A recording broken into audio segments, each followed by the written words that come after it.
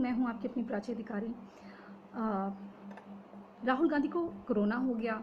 उधर अरविंद केजरीवाल जो हैं वो भी काफ़ी कह रहे हैं कि हमें लॉकडाउन करना पड़ेगा और 6 दिन का लॉकडाउन है। और वहीं जो लोग हैं, जो लेबर्स हैं, वो अपने घर जा रहे हैं। और जबकि सेंट्रल गवर्नमेंट कह रही है कि आप उनको विश्वास दिलाइए कि जो कोरोना है इसके लिए लॉकडाउन जो है लास्ट ऑप्शन रखिए। उनको एहसास दिलाइए कि आप उनके लिए विश्वास दिलाइए कि आप उनके लिए खाने का प्रबंध और 6 दिन का प्रबंध करेंगे। और जहाँ तक हो सके जो लॉकडाउन है वो लास्ट विकल्प रखिए, क्योंकि जो रोज़गार है वो भी चलना चाहिए।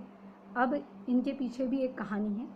कहानी ये है कि हुआ ये कि एक जो ये माहौल बनाया जा रहा है कि मेडिकल ऑक्सीजन की कमी है और ऑक्सीजन सप्लाई नहीं हो रही है, ड्रामा क्या है इसको थोड़ा समझते हैं। जैसे खबर आई कि अभी ये 4-5 दिन पुरानी घटना हो गई है, लेकिन इस पर प्रकाश डाल रहे हैं। आपने वैसे पढ़ा भी होगा। जैसे इनको पता चला कि मोदी का धुआंधार प्रचार चल रहा है और सब कुछ बढ़िया चल रहा है, तो इन लोगों ने क्या करा, एक टीम बना ली, जो कांग्रेस की ए टीम, कांग्रेस की बी टीम, आपको पता ही है। तो इन्होंने पूरे देश भर में टीम बना ली माहौल खड़ा करने के लिए, और पत्रकारों को भी इकट्ठा कर लिया, गैंग को। यहाँ ये प्रधानमंत्री कार्यालय में फ़ोन करते हैं, सामने कॉन्फ्रेंस के लिए लोग बैठे होते हैं, उनको पहले ही पता चल जाता है, breaking news, breaking news. Maharashtra के उद्धव ठाकरे की टीम को तुरंत पता लगा कि मोदी जी बंगाल कब जा रहे हैं। सूचना मिलते ही उद्धव ने दिल्ली पीएमओ में फ़ोन लगा दिया, मोदी जी के लिए संदेश छोड़ दिया कि भैया महाराष्ट्र में ऑक्सीजन की कमी हो गई, तुरंत सप्लाई सुनिश्चित की जाए। फ़ोन रखते ही उन्होंने पहले से ही उपस्थित पत्रकारों को प्रेस कॉन्फ्रेंस के माध्यम से अपनी यह उपलब्धि सारे देश की जनता को बताई कि भैया यहाँ नहीं है और ये है, केंद्र सरकार जिम्मेदार है। उनके नेता भी कह रहे हैं कि भाई मोदी जो है डैडी जैसे हैं पूरे राज्यों के। पहले नहीं थे, कुछ और अच्छे काम होते हैं उसमें मोदी जी का डिसीजन नहीं चाहिए होता है। फालतू चीज़ों में जिसमें देश में विपत्ति होती है उसमें उनके ऊपर ठीकरा फोड़ने के लिए सब चाहिए होता है। फ़ोन रखते ही पत्रकारों ने ब्रेकिंग न्यूज़ चला दी। साथ ही मोदी जी के बंगाल की रैलियों पर और हरिद्वार में चल रहे कुंभ चल रहा है, इसलिए महाराष्ट्र में महामारी के हालात हो गए हैं, ये भी उन्होंने रिलेट कर दिया। और दिल्ली में केजरीवाल ने पीएमओ में संदेश भिजवाया कि मोदी जी को बता दीजिए कि वह रात को 8 बजे सभी टीवी चैनलों में आकर दिल्ली में ऑक्सीजन की कमी हो गई है इसके बारे में मोदी जी को बताएंगे, और प्रधानमंत्री को आदेश देंगे कि केंद्र सरकार के मंत्री, अधिकारी, कर्मचारी इतने दिनों से दिल्ली की हवा से ऑक्सीजन खींच रहे हैं, इसलिए दिल्ली के हिस्से में ऑक्सीजन उन्हें तुरंत वापस कर दी जाए।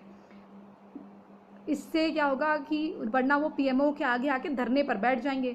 वहीं पंजाब के कैप्टन अमरिंदर सिंह जो है, उनका एक बढ़िया सा एक खास बातचीत जो है एनडीटीवी के पत्रकारों के साथ उनकी हुई, और उसमें उन्होंने कहा कि ऑक्सीजन प्लांट लगाने की अनुमति के लिए उन्होंने पत्र लिखा था, और अभी तक उनको जो है ना ही केंद्र से ये अनुमति मिली है और ना ही पैसा मिला है। इसके चलते वो पंजाब की जनता को ऑक्सीजन की किल्लत का सामना करना पड़ रहा है। इसी बीच में उन्होंने सिपा सलार के कान में बताया कि महाराजा धीराज अनुमति और पैसा तो साल भर पहले ले चुके हैं। मतलब उनको अनुमति और पैसा जो है साल भर पहले ही मिल गया था, लेकिन वो ऑक्सीजन प्लांट लगाना भूल गए थे, क्योंकि वहाँ अफीम और चरस गांजा जो है पड़ोस के वहाँ से आ जाता है, और इधर खालिस्तान का ड्रामा होता है, इधर ये किसान आंदोलन का ड्रामा करते हैं, क्योंकि देश की जो व्यवस्था है उसको अस्त व्यस्त करना है, क्योंकि देश से तो कोई लेना देना नहीं है। मातृभूमि से ज़्यादा इनको इम्पॉर्टेंट है मोदी से अपनी शत्रुता निभानी और सरकार को गिराने के तरह से प्रयास करना, और विदेशों में बैठे भारत की बेइज्जती करवाना, और उसके लिए बड़े मोटे रकम देकर 80 मिलियन देकर ग्रेटा थर्मर जैसे लोगों को खड़ा करना, रिहाना को खड़ा करना।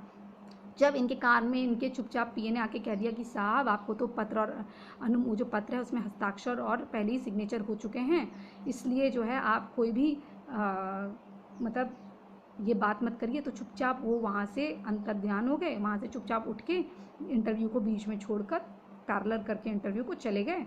और ऑक्सीजन की किल्लत का सामना जो है पंजाब की जनता को करना पड़ रहा है। इसी बीच में इन 3 महानुभाव जो महाराजा धीराज जब स्टूडियो से चले गए, तो कहने का ये मतलब है कि इन तीनों महान नेताओं ने अपने राज्य की ऑक्सीजन उपलब्धि के लिए महान कार्यों को टीवी में आके बताया, और इनके ऊपर डिबेट हुई, सोशल मीडिया में आया, ट्वीट ये सारी चीज़ें, काउंटर खेला, ये सब चीज़ होने लगा।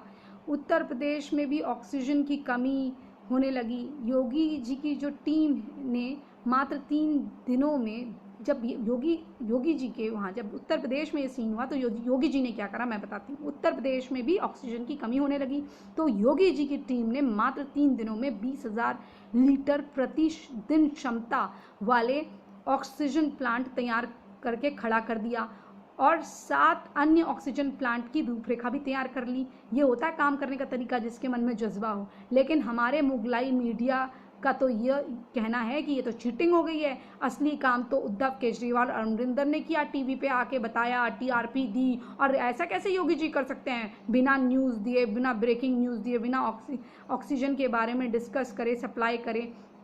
अंत में उत्तर प्रदेश की ऑक्सीजन की जो कमी की खबरें हैं, इनका 24/7 मीडिया में दौड़ते रहता, ब्रेकिंग न्यूज़, ये तो मिला नहीं। तो इसलिए कुछ सोनिया प्रेमी पत्रकारों का ये मानना है कि ऑक्सीजन प्लांट लगाकर मोदी, जो योगी जी हैं, उन्होंने लोकतंत्र के चौथे स्तंभ का अपमान किया है और ये तो लोकतंत्र को खतरे में डाल दिया है। और इस तरह से इनके खिलाफ फतवा जो है, मौलवी जो है स्टूडियो में बैठकर और वर्ल्ड कप देख, मस्जिद में बैठे वर्ल्ड कप देखते हुए ये कहना कि योगी जो है वेस्ट सीएम है। तो ये गुणगान, मतलब अगर उनका गुणगान होता है योगी जी का अब कहीं, तो इनकी जो है जले रहती है, भुने रहती है, क्योंकि फ्री ऑक्सीजन, फ्री कॉरिडोर की व्यवस्था कैसे करने लगे बिना मीडिया को बताए। ऐसा होता है क्या? फिर भी ऐसा हो गया। और एक और न्यूज़ दिखाना चाहते थे कि मोदी जो है वो तो चंद उद्योगपतियों का दोस्त है, वो तो उनके साथ मिलकर देश को लूट रहा है। ऐसी कड़ी निंदा करते विपक्षी पार्टियां जो है वो राजमाता सोनिया और उनका जो शहजादा राहुल है उससे सादर अनुमति लेके न्यूज़ चलाना चाहते थे, पर यहाँ पर योगी जी ने इनको फेल कर दिया। और फिर ये कहना, फिर मनमोहन सिंह से बयान दिलाते कि कोरोना में जो पहला अधिकार है वो यहाँ के देश के अल्पसंख्यकों का है। लेकिन ऐसा होता नहीं है। जब कोई विपत्ति आती तो विपत्ति में सारा अधिकार बहुसंख्यकों का हो जाता है और उस समय ये अल्पसंख्यक नदारद हो जाते हैं। यहाँ पर क्यों नहीं अल्पसंख्यकों का अधिकार है?